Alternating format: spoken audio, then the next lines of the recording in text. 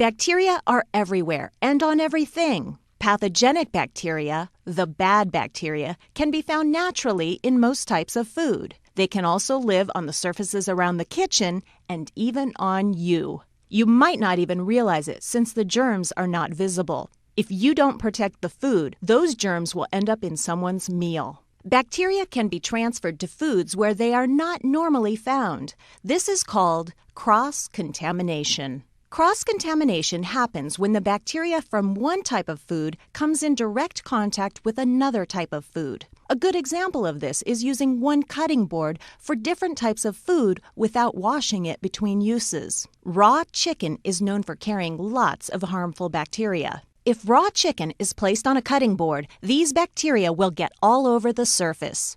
If the same cutting board is used to cut vegetables, the bacteria will then be transferred to the vegetables.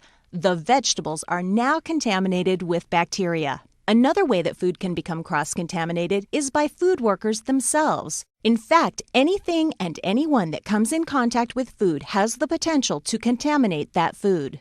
Most bacteria found in food can be killed by cooking, but cooking doesn't always make food safe. Some bacteria produce a poison or toxin that can also cause foodborne illness. These toxins are not affected by the heat of cooking. That's why you have to work hard to prevent bacteria and other contaminants from getting into the food in the first place.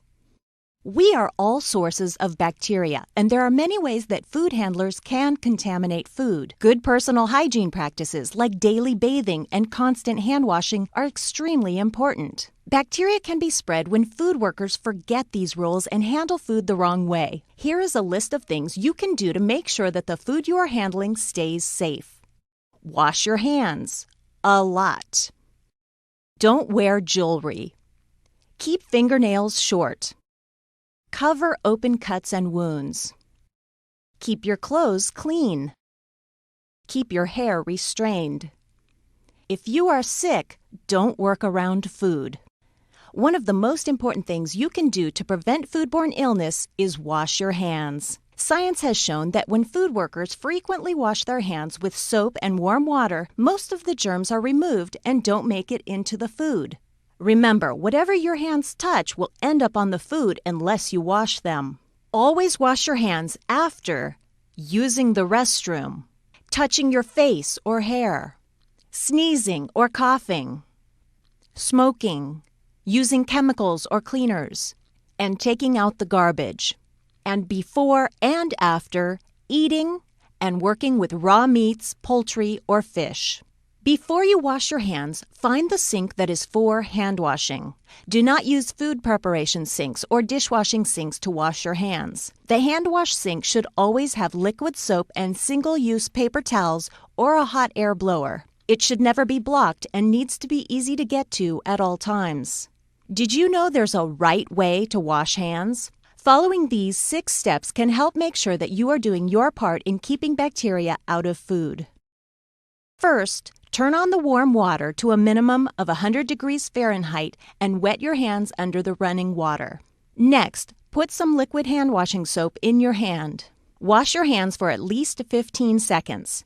It might be easy to time this by singing a song like Happy Birthday 2 times in your head or saying the alphabet slowly. Rub your hands together to make a lather, making sure to get in between all of your fingers and under your fingernails. Also, scrub the backs of your hands and all the way up to your elbows. When you have finished, rinse the soap off with warm, clear water. Dry your hands with a paper towel or hot air blower. Use the paper towel to turn off the water so you don't pick up more germs.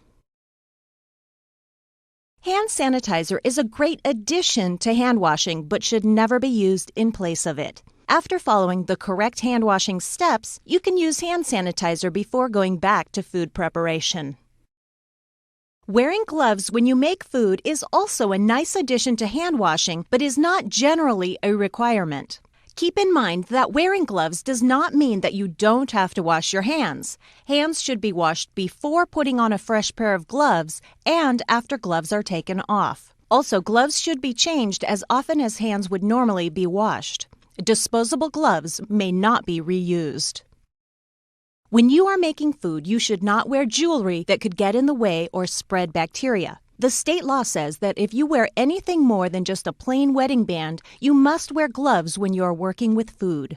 The reason for this is that jewelry has lots of small spaces where bacteria can hide. Food can become cross-contaminated if the bacteria from the jewelry touch the food.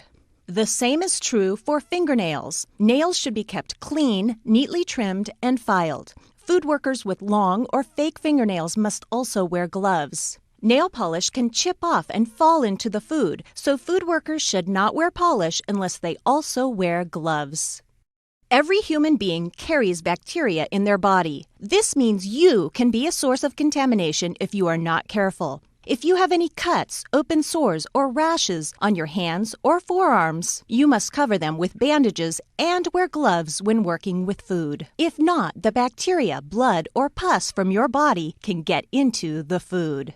You must wear clean clothes when working with food. Food that is spilled, splashed, or wiped onto clothing will let bacteria multiply. This bacteria could then get onto hands, equipment, or food. Wear an apron to cover your clothes and change it whenever it gets dirty. Also, don't wipe your hands on your apron or clothing. Remember, hand washing is the most important thing you can do. Long hair should be pulled back or worn inside a hat or hairnet so it doesn't fall into food. If you are sick, you can get everyone around you sick. This includes those whose food you are making. It is very important to stop handling food or utensils if you think you are sick. Food workers that are coughing, sneezing, or have a runny nose that doesn't stop should stay home or be moved to a job duty that does not involve food or utensils. For really bad illnesses, especially those that can be passed along through food, the food worker cannot come to work unless they are no longer sick.